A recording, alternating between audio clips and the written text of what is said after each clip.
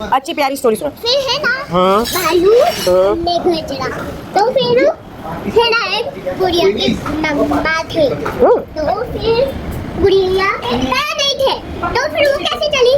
कैसे चले? तो फिर है ना इसके पास एक आइडिया था, वो दौड़ना चोरी कर रही थे, वो दौड़ने के लिए पर उसके तो पैर नहीं थे तो दौड़ी कैसे? ऐसा ऐसा भागी, कैसे भागी? किससे? ऐसा ऐसा। अच्छा ऐसे ऐसे भागी, फिर क्या तो हुआ? फिर इसने भागने की ट्राई की, तो फिर इसके पैर ही नहीं थे, तो फिर वो गुड़िया ने ना पैर फिर गुड़िया ने भागने के लिए शुरू की, तो फिर भागने लगे। हाँ फिर? तो फिर वो है ना ऐसे सो गई बिल्कुल, तो फिर भालू के पर वो क्यों सो गई फिर? क्योंकि मैं नहीं सोता।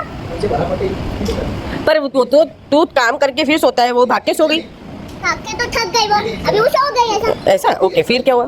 फिर सामने गाड़ी आई ऐसे, फिर सामने डॉल्फिन आया। डॉल्फिन आया? डॉल्फिन भी आ गया तेरी स्टोरी में?